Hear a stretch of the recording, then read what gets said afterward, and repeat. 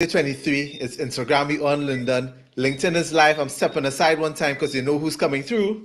LinkedIn Live with Lyndon. So we have a LinkedIn Live. What to do with it today? I mean, I know we're changing time, but we are at Central. Yes. Ow, ow. Bye bye. Basis. Thanks, Zoe. Come, come, Bye-bye, come. Zoe. We need to start. Bye. Bye. Zoe, you have homework. Come on. Go, go, go. What's up, folks? Lyndon, I just sent you the invite for Instagram. Seeing it. Jump in here. Let's get started. As you see, folks, we are talking about 3 things to help kickstart your 2023 sales. And that is something I think everybody wants to make sure they get off to the right foot, man. How's the year treating you so far, brother? Good, tiring. Yeah. I saw your stories. That helps. What implementation looked like it burned you out. Yeah. Tiring. Yes. So good night, folks. Let How us know things where on you're good on my end, folks. Let us know where you're watching us from. Let us know if you're in sales. Let us know what industry you are in. Things are good on my end. Setting a lot of new meetings, trying to finalize some stuff with a couple of clients. Laker Maloney, good night. Sheldon, my friend, good night. Hope you guys are good. Jamie, good night. Love it. All right. So we're keeping this short, folks, because we just want to give you all some quick nuggets. But as I said, 3 things to kick your year off right. Linda, what you want to take it first? Or you want me to go first? Which one? You go first. You kick it off. And I'll go from there. All right, perfect. So this one is the most important thing. I think whether in B2B, B2C, doesn't matter. But of course, it's a great B2B strategy, business to business. So especially if you have existing clients who have recurring business from. So those of you who are in insurance, those of you who have long-term sales cycles, short-term sales cycles, even for the ones who do one-off stuff. What I highly recommend you do in order to kick off your 2023 right is to spend time speaking with customers to find out what their priorities are for 2023. And let me explain why. When you ask them, the customer is automatically going to default and say, well, with regards to your product, this is what I want to do. And you need to pause them because you don't want to hear that. What you want to understand is what is the overall goal of your business for 2023? Because when you understand what your customers' objectives are, you understand how you fit into that role, into that objective. That's my first priority. Yeah, and totally agree. It's something that I've not done as yet for the calendar year, but it's normally something that I do for my financial year. But yeah, you're totally on there as it relates to understanding where is the customer in their headspace in terms of the things that they want to do and achieve for this particular year. You never know, you might realize that they have plans going all into 2024 and 5, and so you might see scope, right? Or tell me if I'm right or wrong here, JB. You might even realize that maybe now is not the time to focus on said customer because their focus may be heavy on a particular area. Exactly. Yeah? So because things might have happened with clients you're working with that would put an impact with regards to what you're serving them in the pipeline. So like I have a client who wanted to start some work with us this year. And one of the things that happened is that they had some unexpected resignations from the sales team. Yeah. That's kind of trainer spoke in their wheel now. Yep. And sadly, as we were joking, it's never the ones you want to leave. It's sometimes the better sadly ones. it was the good ones. Right. That is it. Yes, Rand. Tonight is the first episode. Hi, Sylvia. Hi, Jamie. Hi, Jason. Yeah. Sorry, Linda. Yeah, you can never fault ambition. So I will say, in terms of kickstarting your year, what was like really successful for me coming into 2022. So I'm talking about 2022 a little bit. That's what was a big factor for me was I sat down and I mapped out my goals and my activities. And when I say sat down, I mean sat down. I took a number of months while I was prospecting and doing work for customers and stuff like that. I was really hardcore. I spent some time understanding what my goals and ambitions were. What is it that I wanted to do? And then I walked it backwards as it relates to who are the customers that I needed to serve. Excuse me. and what type of volume. So I was really paying attention to my numbers and my activities. So break down what your goals are and work it backwards to understand what is it that you need to be doing. A big part of that too for me was I spent time after I did that. I realized that I needed to upskill in certain areas, and I spent time upskilling in that area, and I was able to now transfer those skills that I got into the rest of the year, and hence it was a good move taking that step. So take some time to map out what your goals are and kind of drill down in terms of what are the things that you need to achieve with those goals. Folks, if you love that point from Linda, which I thought was brilliant, give us some hearts, give us a thumbs up, let us know. We'd love to get that feedback. Celise, shout out to Celise. Can you consider a business vision board as well, Linda? We think that would be a good way to describe your goals? Yeah. You can use a business, whatever you want to call it. I mean, I use a Sketchpad, but yeah, whatever it is that you get that helps you frame your work. As a matter of fact, apart from the Sketchpad, if I lean here for folks who on Instagram, you see that whiteboard in the back of me? I did a lot of whiteboarding last year. So yeah. So I want to drop 2 bonus tips, right? So first, shout out to our friend Jamie Mackey. She gave me a great tip. Would have been at the start, it would have been early this year, Jamie, or late last year we met. One of the things that we just started Shen events, no stress, like 5 minutes ago. You just missed one point, that's it. One of the things that she mentioned in terms of kicking off your Q1, right, which helps you have a great year. She didn't wait on marketing to advise them on like what was the promotion towards anything. She was aware of what they had like in stock, etc. And she just went after it and started to put out ads, started to run stuff, started to talk to the customers. So I love that point of not waiting on management and taking the initiative and doing it on your own. Super, super important.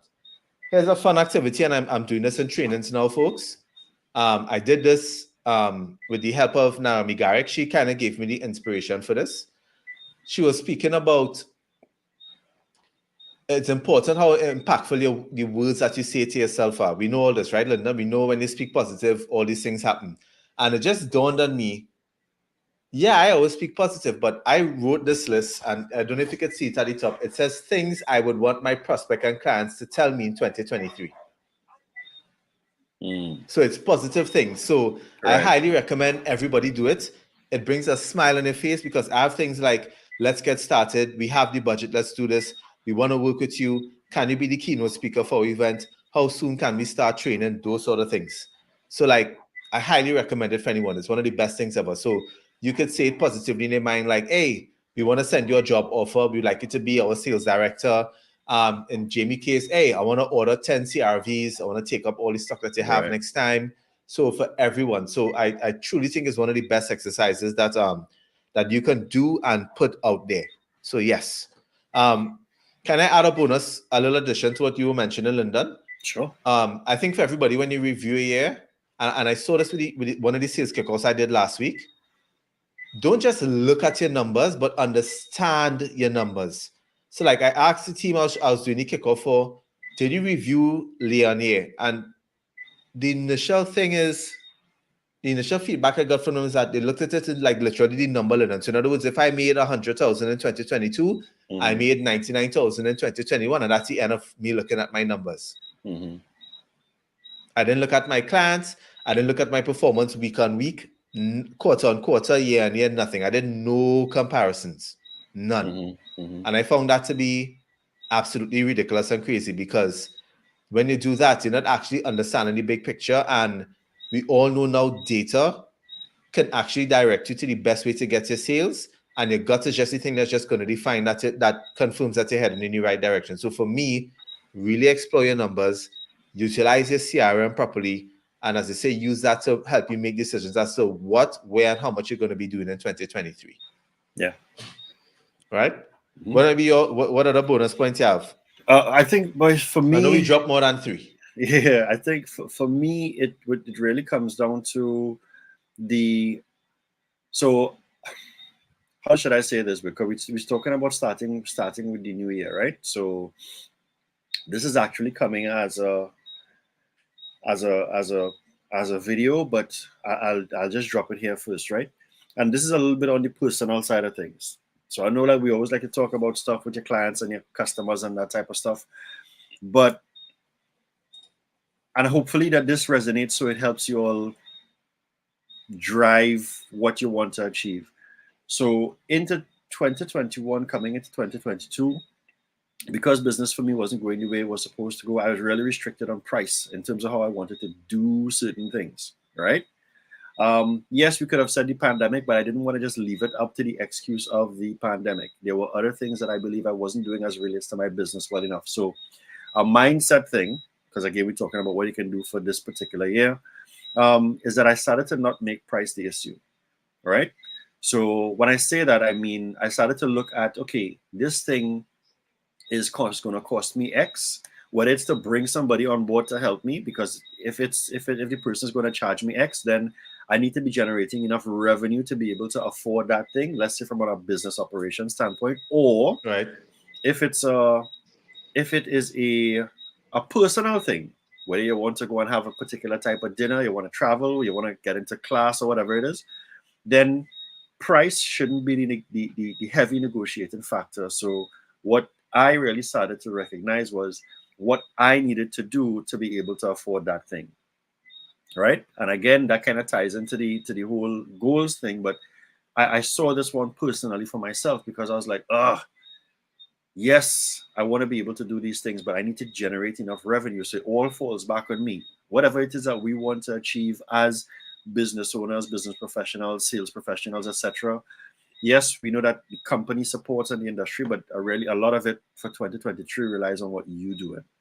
You understand? Love it. So just think about what you do, what you need to do, right, to have that lifestyle and do whatever it is you want to do, and then work towards doing that. If it means making one extra call a day, then do that. One extra meeting a day, then do that. Having one partnership discussion a day to add more value to your customers, then do that. You're upskilling in 2 or 3 new certified courses, then do that thing.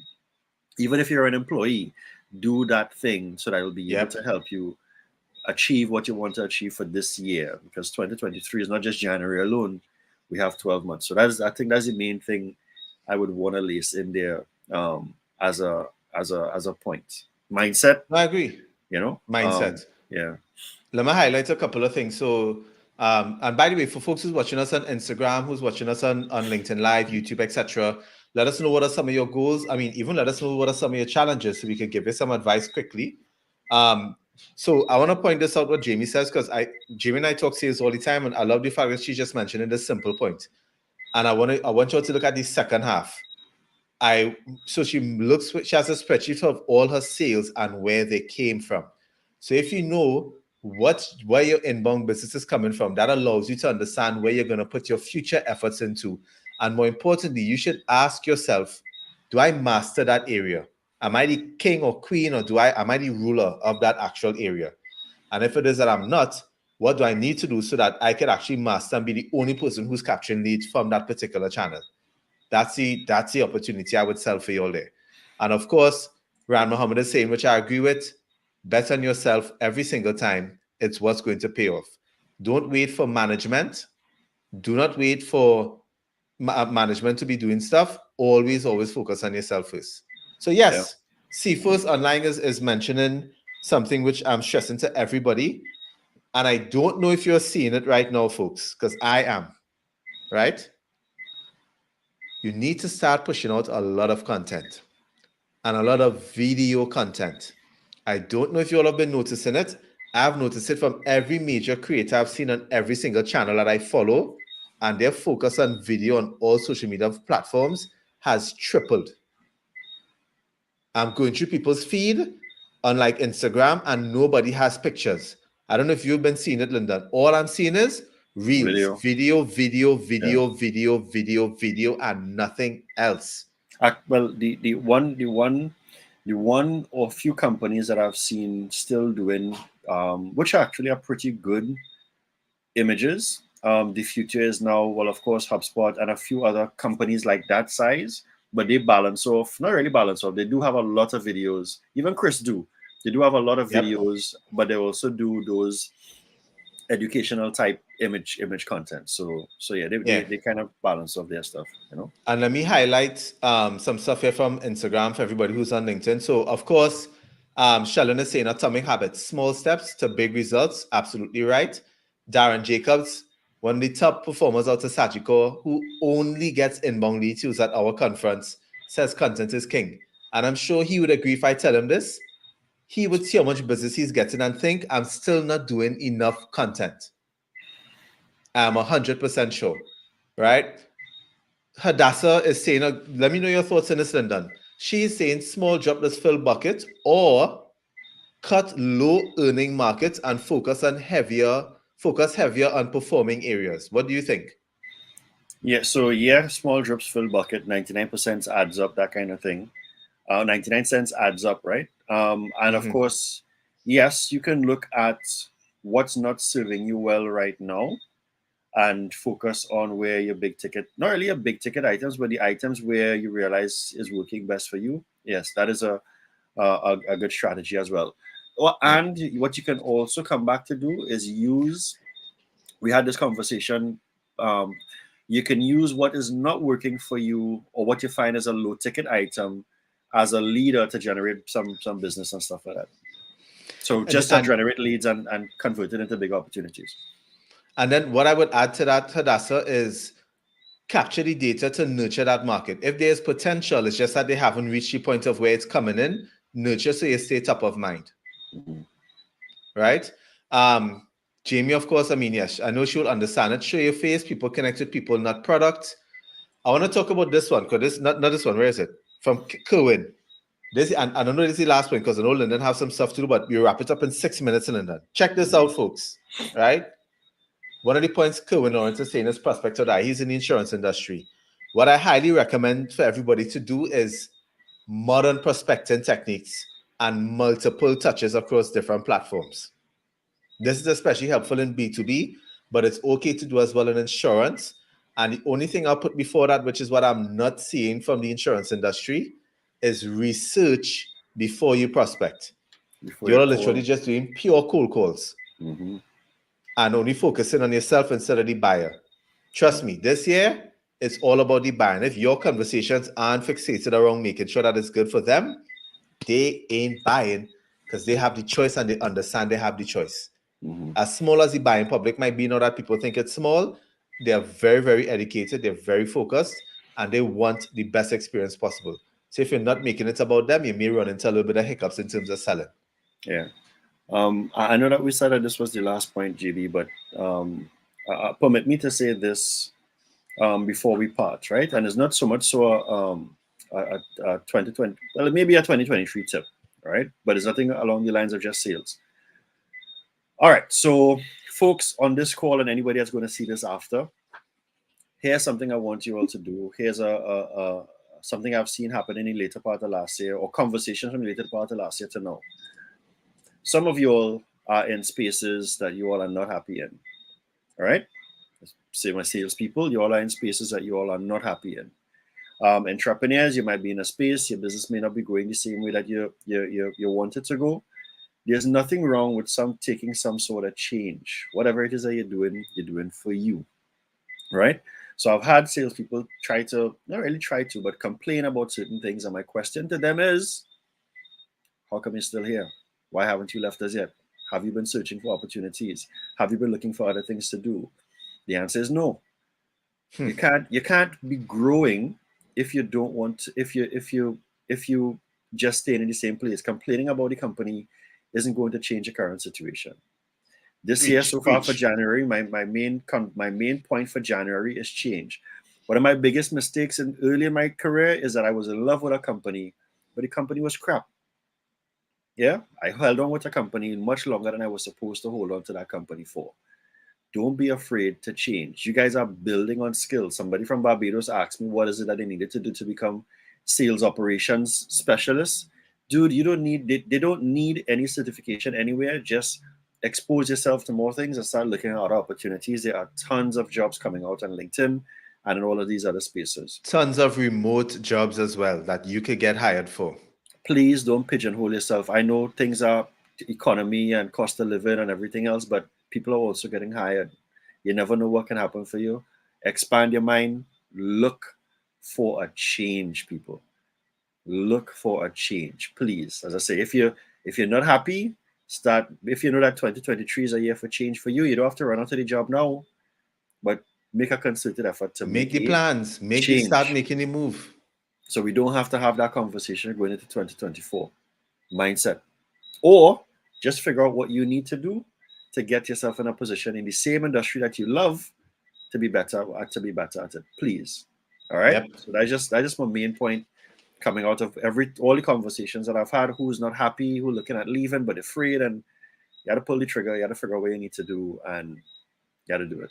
And I will support you in any particular way. We will support in any way possible. Just to highlight, Rand Mohammed is saying in logistics, we focus on being niche driven, finding a lane, dominate, and scale. This, I think, is absolutely really a great point that it works in any market. You see a handwritten note? Ooh! Don't underestimate a handwritten note. Theo Allen is saying he loves multiple touches across multiple platforms. Trust me, folks, it works. I think especially if you're in a B2B environment, it is absolutely fantastic. I haven't tested it yet or seen it done in a individual, like one-on-one sales, especially like if it's insurance, because I know a lot of people might feel like you're pestering me, but I'll get some tests and I'll see exactly what's going on. So yeah, this has just been our first live for the year. And there will be a couple more. I think we scaled it back a bit in terms of it's going to be twice a week, twice a month. Mm-hmm. And then we already have the schedule, which will probably start in February, of doing webinars once a month. Yeah. So you want to make sure and give your value. Last year the schedule got very crazy in the last quarter, and we don't want that to get messed up like that again, because we love having the lives. Oh, last bonus, another bonus then done. Don't let the big deals distract you from the small deals. Yeah, that happens often. That game last year, boy. That game. And this year it's a wrong, and I just watch you deal now. No. I was like, when a PO come, we could talk. Until then, I have other people to go and prospect. All right, folks. Oh gosh, you said something there. You said something there that's important too. No deal is safe unless the money's in your bank. Yeah. Customers could change your mind. Yeah. So walk the deal all the way through to the end, and you should be okay. Don't get too excited because the customer call or the customer say yes. Keep your calm. Say yes. Yeah. Walk it all the way through. Yes, they sign the PO, they sign the contract, they get the money yet. Get the money, start delivering the service. That's when the deal is closed. Get a PO. That's the whole process of the sale. Please get a PO, folks. Right? Cool. Yes, Anusha, you're going to be seeing more lives. Karen, good night. Everybody, good night who's joining us. So yes, we will be touching on a lot more topics. One of the things you want to stress on, Jason, I know we spoke, you'll probably have to do a live. We definitely want to have more guests on our show this year. So if you are interested, so one, if you're in sales, in a sales leadership position, we'd love to have you on the show to share your perspectives with regards to sales leadership, sales management.